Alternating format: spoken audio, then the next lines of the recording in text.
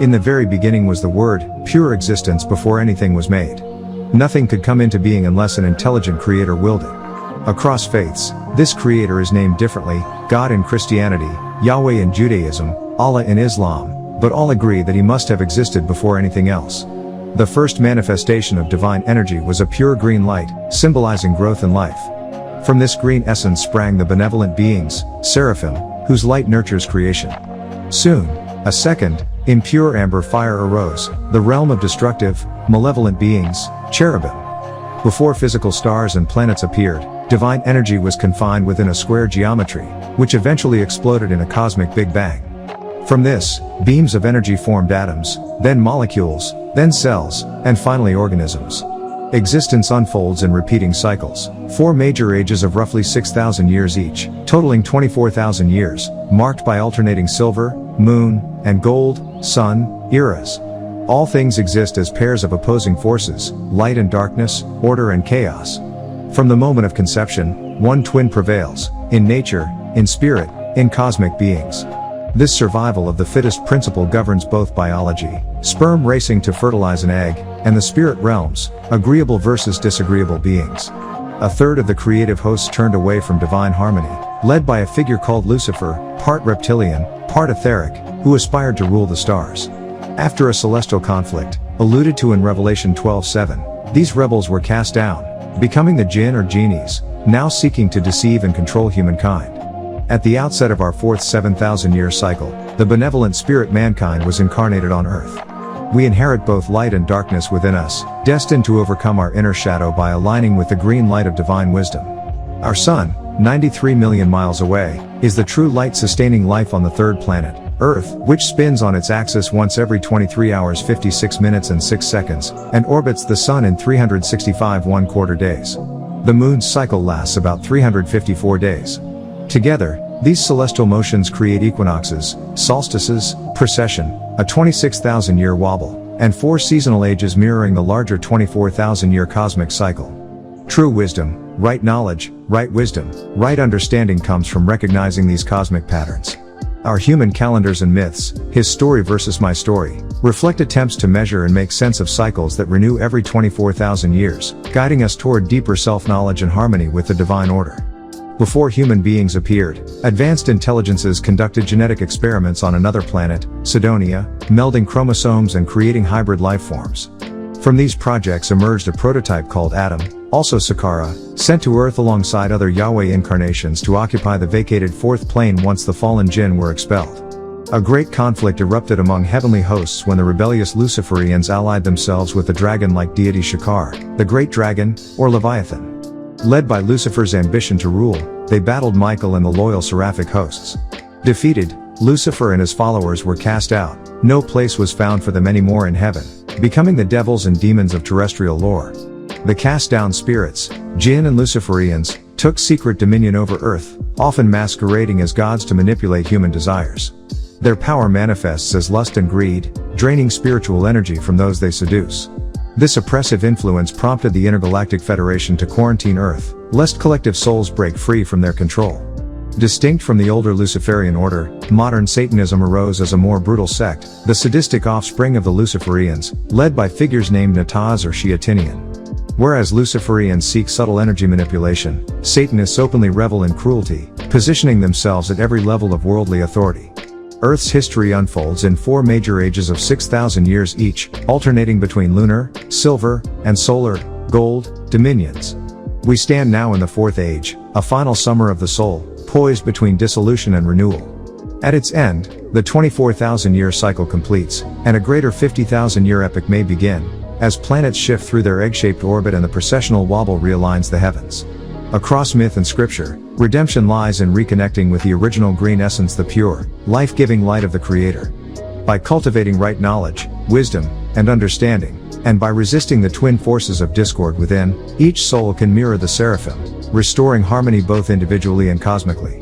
The ancient Greeks first observed wandering stars Mercury, Venus, Mars, Jupiter, and Saturn, naming them after their gods. In more modern terms, our 9 classical planets, including Earth, and the Sun itself form a coherent system. Each world moves in its own orbit, reflecting or emitting light, governed by precise distances. For example, Earth at 93 million miles from the Sun, and cycles that influence life and consciousness on Earth. Creation is woven from 4 fundamental elements: water, air, fire, earth, each corresponding to a season: water, winter, the deep, dark realm of seeds and gestation beneath life's visible surface; air, spring, the breath of growth, as life emerges and stirs; fire, summer, the pure, energizing light of the sun, ripening fruits and spirit; earth, autumn, the mature harvest, when form and structure settle before dissolution. These 4 elemental seasons mirror both our human journey and the larger cosmic cycles of 24,000 years. Beyond daily rotation and annual orbit lies the Grand Precession, a 26,000-year wobble of Earth's axis, that shifts the background stars and ushers in new astrological ages. Each age brings subtle shifts in collective consciousness, reflecting the ongoing tension and resolution between light and darkness, order and chaos. All deeds, benevolent or malevolent, are inscribed in universal records. The Akashic archives preserve acts of harmony, while the Asuric registers chronicle discord. These eternal ledgers guide the cosmic adjudication at each cycle's close, determining which souls ascend with the green light and which remain bound to darkness. At the end of our current 4th age, humanity faces a pivotal choice: to awaken to the original green essence within, to live with right knowledge, right wisdom, and right understanding, or to continue under the sway of fallen spirits. The coming transition will reshuffle spiritual and material realms, offering a chance for collective rebirth. Seek true knowledge. Study the hidden cycles of nature and spirit. Cultivate inner light. Align your thoughts and actions with the green essence of life. Live in harmony. Honor the balance of twin forces within you, fostering compassion over conflict. Remember the story. History is not just his story, but my story too, a living narrative we all shape with our choices. Just as the universe unfolds through cycles of light and darkness, so does the human soul. Your body reflects the 4 elements: blood, water, breath, air, warmth, fire, and flesh, earth, and your spirit mirrors the divine green light. By tending your inner garden with prayers, meditation, and virtuous deeds, you participate in the same creative process that spun atoms into galaxies. When the current 24,000-year cycle closes, the old patterns of division and discord will be transmuted. A new age will dawn, an epoch of at least 50,000 years, where the harmonies of the green light prevail. In that time, humanity's highest potentials, telepathy, direct communion with the Creator, planetary stewardship, will become commonplace. Hidden within all living forms, and mirrored in the movements of planets and stars, is the language of sacred geometry. From the spiral of a nautilus shell to the 360-degree circle inscribed in a square, these patterns encode the divine blueprint, the Vasica Pisces, intersection of 2 circles, symbolizing birth and the union of opposites. The flower of life, a lattice of overlapping circles, representing the interconnectedness of all beings. The golden ratio, the proportion by which growth unfolds in nature, from leaf placement to galaxy spirals, reflecting the Creator's harmonious design. By meditating on these forms and incorporating them into art, architecture, and prayer, we attune our minds to the original green essence and accelerate our own evolution. Many teachers claim salvation, yet they all rely on the same ancient texts: the Torah, the Bible, the Quran, aged and often mistranslated. You need a renewal, a reformer to restore the original meaning of the Torah, 4,000 years old, the Quran, 1,400 years old, and the New Testament, 2,000 years old, and to correct the myriad misinterpretations. That reformer has come. He renews every holy text: Torah, Injil, Zabur, Quran, Circle 7, the Moorish Temple of Science, the Poor Righteous Teacher's Problem Book, the Egyptian Book of the Dead, and more. He translates them from the original tongue so that you may be reborn. Some will protest: Muhammad is the seal of the prophets, and the Quran is final. Yet look at the condition of this world. The Muslim Ummah remains divided in strife and violence, despite 1,400 years of the Quran. The Bible has failed to end evil, and the Torah offers wisdom but not salvation. It is time again, once more in the cycle, for the renewal of your way of life. I speak to you of beginnings, both before and after the dawn of your physical creation. In that vast expanse, supreme beings of pure green light, whom you cannot yet fully perceive, governed existence. They were the Anunnaki, bearers of cosmic wisdom, endowed by El-Khalili with a 720-degree understanding, 360 degrees of spiritual ether and 360 degrees of material reality. Their appointed steward, known on earth as Allah, maintained perfect harmony between heaven and earth. When humanity forgot its divine purpose, straying into material desire and self-gratification, these supreme beings resolved to intervene. One among them incarnated as myself to restore the original ways, universal right knowledge, right wisdom, and right understanding, leading to sound right reasoning. Amun, also called Aman or Aman, was a significant deity in ancient Kemet, Egypt. However, it's important to first understand the broader structure of the ancient deities. Ptah, or Ta, one of the most ancient gods of Kemet, is said to have had 6 sons. One of them was Amun. Others include Tahuti, Thoth, Sobek, Hapi, and others, each overseeing specific creations or species, bovines, simians, felines, and canines, to name a few. As descendants of Ptah, those of us who trace our lineage through the Nile Valley civilizations, we inherit spiritual, mental, and biological connections to these deities. Amun's specific role was as a creative force, often associated with breath, invisibility, and the unseen aspects of divinity. Amun later merged with Ra, becoming Amun-Ra, symbolizing hidden and visible forces in the universe. The universe we experience is a holographic projection interpreted by the brain, a holographic computer. It decodes light, photons, and sound, phonons, into reality. So, your perception, what you hear and see, becomes your reality. We say, you are what you think all day long. This is literal. Everything you focus on, see, listen to, and internalize becomes part of you. Your reality is shaped by what your senses take in. The color red, for example, is an illusion. When you see something red, it's actually absorbing all other colors except red. That's what's bouncing back to your eyes. So reality is perception, and perception is processed light and sound. That means most of what we call real is subjective and vibrational. What is real, however, is your consciousness, your awareness. That's the undeniable truth. Everything else can be mimicked or simulated in a virtual environment. You know you exist. That knowing is the foundation of reality.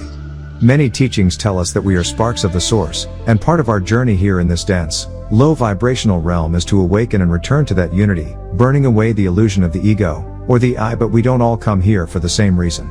Some souls choose this realm as a lesson, others come to assist, and others come to experience and learn.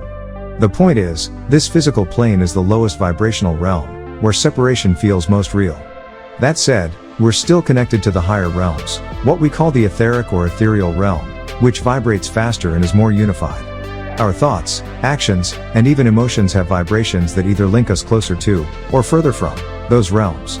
We often talk about the mental shared, unified field of thought that we tap into. Our individual mind is just a filter of that greater mental. Vibration is everything. When you're under the influence, be it alcohol, drugs, music, or emotions, you start vibrating on different frequencies. That's when lower or higher entities can interface with you. That's why consciousness is key. You are constantly being affected by energies and entities around you, and your vibrational state determines what you attract or repel. We are indeed in the lowest vibrational realm, but we are not helpless. This is part of the journey, learning how to raise your vibration and reclaim your conscious power. Many of our teachings suggest that we are fragments or aspects of the One, having chosen to descend into matter to experience separation, choice, and growth. Yes, we chose to come here, whether to learn, to teach, or to remember. And yes, part of our path is to burn the ego, the false I, and rejoin the collective I am. But not in the way of losing identity, rather in transcending the illusion of separation while still having individual purpose. To better understand this, we reference books like The Conscious Being and The All-Expanding, which explain the multiple levels of existence, the universe, the duiverse, the triverse, the multiverse, and ultimately the omniverse, all that is. So your spiritual journey isn't just about going back, but forward, integrating experience and wisdom to evolve through the illusion, not just escape it. Many people still operate with a Christian moral framework, even when they believe they've moved beyond it. Their mindset, the way they approach life, still reflects those teachings. Breaking that programming takes time. It's like undergoing spiritual surgery. It's only after that process begins that someone can start walking their true path. People are on different levels of awareness and vibration, so sometimes the truth has to be taught in a way they can first understand, gradually leading them to a deeper, higher truth. The ultimate goal is returning to oneness with the All. Our journey is guided by our ancestors, from the Salafu, the ancient ones, all the way to those who dwell in higher vibrations beyond our physical realm, like those from Orion and Sirius. They communicate to us through ancestral memory. We were once one consciousness, and by choosing to become physical beings, we became separate thoughts. Now, we must reconnect and return to unified thinking. That's why, even from different walks of life, we're drawn together by shared vibration and purpose. Growth starts in the mind and spirit, which are vessels for the soul. This existence we call life is actually death to those in the etheric realm. Our ancestors, in their full glory as etheric beings, view our physical state as a descent, a necessary step, but a lower realm where we must overcome suffering and illusion. Our consciousness, especially the nine ether state, is key to ascending back to who we truly are. We were mixed and manipulated genetically and spiritually by other beings, which altered our original state. But to be here, aware, and seeking truth means we're striving toward nine ether consciousness. This is more than just hair texture, it's a level of spiritual awareness and alignment with divine nature. Our ancestors don't want offerings of flesh or blood, those practices belong to lower forces. True ancestral worship is connection through thought, honor, and spirit. Western religions have distorted the idea of worship, turning it into begging and fear. But real spiritual practice is rooted in power, intention, and ancestral alignment, not fear and guilt. 6 ether beings operate in the frequency of hope and fear. They push suffering, escapism, and a lifestyle that lowers your vibration, encouraging drugs, violence, mindless entertainment, to keep you disconnected. But we are not them. We were created from divine thought, and we must return to that by rejecting illusion and embracing our true self. It's not just about personal healing, it's about collective realignment. Everything around us is trying to pull us back into 6 ether consciousness, but our duty is to rise above it and return to the 9 ether state. We do this by remembering who we are, honoring our ancestors, practicing spiritual rituals, and rejecting false narratives. The enemy seduces us by altering how we see ourselves and our worth. When we accept their image as ideal, we fall under their influence. But our nature is divine, and we must protect it. Most medications for mental illnesses work by regulating neurotransmitters like serotonin and melatonin, which play key roles in brain function. The voices people hear often stem from ancestral and spiritual influences.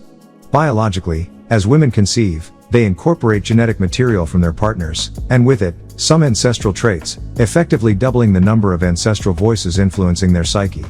These ancestral voices can manifest as shifting personalities or mood swings, which many label bipolar, though it may be more accurate to call it polypolar. In addition to internal ancestral forces, there are external spiritual influences. According to certain teachings, every Sunday, ritualistic practices open portals that allow disembodied spirits to enter and feed on emotional or intoxicated states. These spirits vie with our internal voices for control of our thoughts and actions.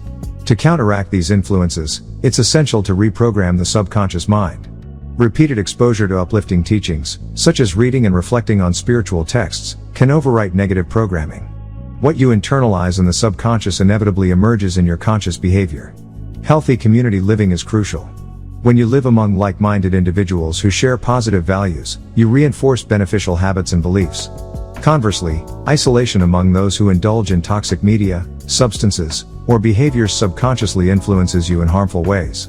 True freedom and mental clarity come from disciplined living, proper diet, ideally less but higher quality food, regular exercise, adequate rest, prayer, meditation, and learning the sacred teachings. These practices realign our bodies, minds, and spirits with natural order, counteracting the chaos introduced by external systems.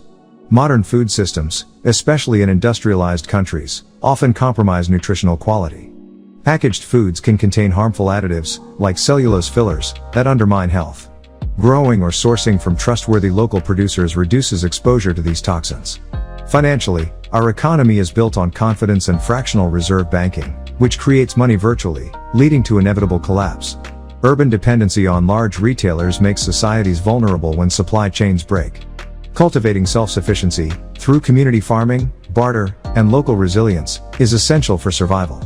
Spiritual liberation requires active participation. Salvation isn't a passive rescue, it's the result of living the teachings. Each person must save themselves by practicing the prescribed way of life. The so-called master teacher is understood to be the culmination of ancestral prayers, sent by the forces of nature to awaken the mentally dead. His confinement tests our commitment. Do we truly desire freedom, or will we remain in bondage? True emancipation comes from freeing not only ourselves but also those teachings and teachers we revere. Our collective task is to remember who we really are, re-establish harmony with natural order, and build indigenous, sovereign communities that stand apart from exploitative systems. Only then can we attain genuine freedom and fulfill our purpose. True power lies not in reciting doctrine but in applying it. knowledge leads to wisdom, then to overstanding, right thinking, and right action. That's how we uproot injustice, rebuild our community, and break every bond, mental, spiritual, economic. Only spiritual masters, or those who have traversed dimensions, truly know the destination of souls. The master teacher urges us to learn our sacred language so that, upon crossing over, we can communicate with our ancestors. The departed exist in a plane of existence analogous to ours, carrying out activities incomprehensible to those bound to the flesh.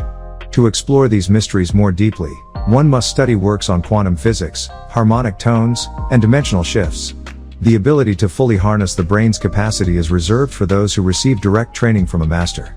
Popular films like Lucy and Limitless dramatize the concept, but true mastery requires esoteric instruction beyond mere entertainment. Ultimate peace is not attainable through worldly reforms alone. According to the master teacher, true liberation from suffering comes by embracing the master of heaven and earth, our God in this time, whose guidance provides correct knowledge, wisdom, and understanding. Just as past teachers like Buddha and the Prophet Muhammad were exalted for their enlightenment, so must we honor the master in order to transform our lives. The colossal heads found in Mesoamerica, often noted for their African features, are attributed to the ancient Noon, or Olmec, people, a transatlantic culture that once spanned both sides of the globe before continental drift. After the landmasses separated, regional names diverged: Nubians in Africa, Olmec, Aztec, Maya, Inca in the Americas, but they share a common bloodline and artistic heritage. Amun is one of the principal deities responsible for humanity's creation. In the cyclical system of Egyptian rulership, governed by constellations, Amun presides over the current age of Aquarius. As the son of Noon, he inherits the cycle of cosmic governance. Corrupted priesthoods occasionally challenged his cult, but Amun remains the overarching deity under whom all others serve. The seat of Tahuti, Thoth, represents divine wisdom. While the statue of Tahuti may be mistaken for a single deity, it actually signifies the office or throne into which different celestial beings may descend to instruct humanity. Regarding dreams that accurately predict future events, our teacher does not provide an explanation unless he is present in the dream at the time it unfolds. If he isn't inside your dream when it occurs, he refrains from answering why it happens. We often remain divided because we mistakenly assume that sharing a common skin tone guarantees instant unity. In reality, we descend from multiple distinct ancestral species and must learn and respect each other's individual ways, our habits, customs, and rhythms, before true harmony is possible.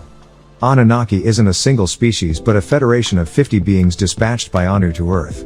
They included gods of ancient Greece, like Zeus and Apollo, whom we call planets or Nordics, reptilian humanoids, the lizard people of sci-fi fame, Shaggies, Bigfoot-type beings, Greys, the classic large-headed extraterrestrials, and others such as the Syrians and Vedic-style deities. Concerning industrially processed meats, for example, fast food chicken, much of it is a reconstituted pink paste that may contain beef, pork, or even human byproducts, rendered to stretch the planet's finite food supply. Unless you raise and butcher your own animals, you can never be sure what you're eating. Freemasonry originated when European settlers in Egypt copied the hierarchical and ritual structures of the ancient Egyptian priesthood. Masonry itself is neutral, its morality depends entirely on the intentions of its members.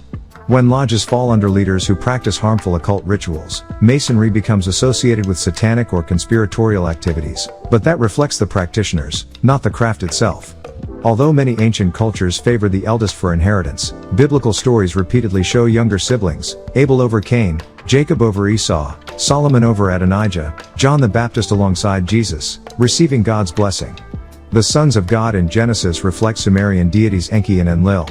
Enki's offspring, half-breeds, lacked full birthrights, and Lil's full-blooded line settled in Nod.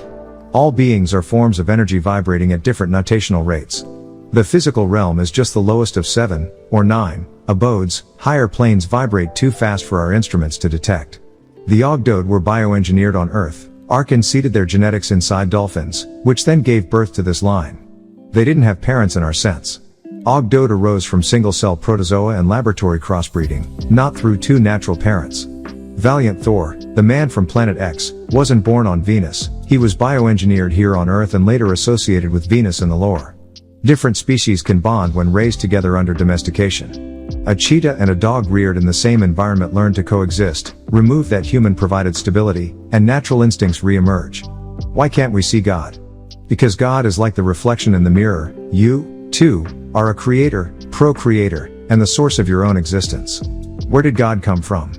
In the absence of sacred texts, one's mother is the closest analog to creator. She is literally the pro-creator of your life. If God were literally male and embodied in a physical form, questions about his mother or father would arise. For example, why would Adam, created in God's likeness, possess a navel unless he were born? But God is described as unseen in spirit, so assigning human parentage or physical attributes like gender doesn't apply.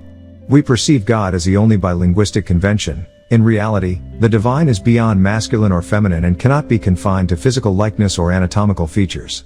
The Anunnaki, as described in our teachings, are carnivorous spirit beings who require flesh and blood, but not just any human flesh. They must feast on beings whose vibrational frequency matches their own sixth ether level.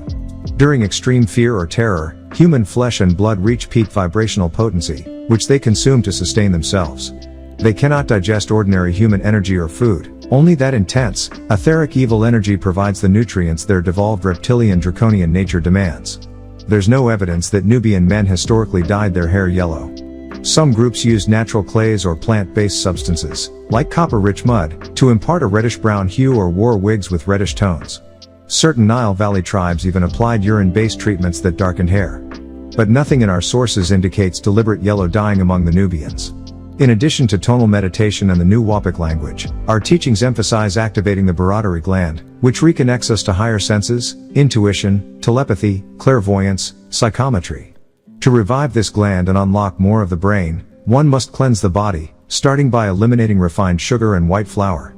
Combined with disciplined chanting, prayer, and self-study, this diet and spiritual practice can restore lost neurological corrections and gradually expand cognitive potential. Becoming a member of the ancient Egyptian order does not, by itself, transform you into a NWPIan. Instead, being NWPIan arises from your self-conviction, your personal commitment to the knowledge and practices of our tradition. However, order membership grants access to deeper teachings and sacred rites that can accelerate your understanding once you're ready. Doubting your worthiness is common, but self-doubt only hinders progress. Strengthen your confidence through regular chanting, prayer, and study. These spiritual exercises build psychic self-defense and affirm your identity. I am in the love of all, and all love is in me. If you seek further guidance, consider joining the ancient Egyptian order, where communal support and advanced instruction can help you recognize your own value and potential. In ancient Tamari customs, white garments marked funerary rites, symbolizing purity and the soul's transition. Early Western practitioners adopted the jackal-headed Anubis' associations, now rendered in black, for mourning, thereby inverting the original symbolism.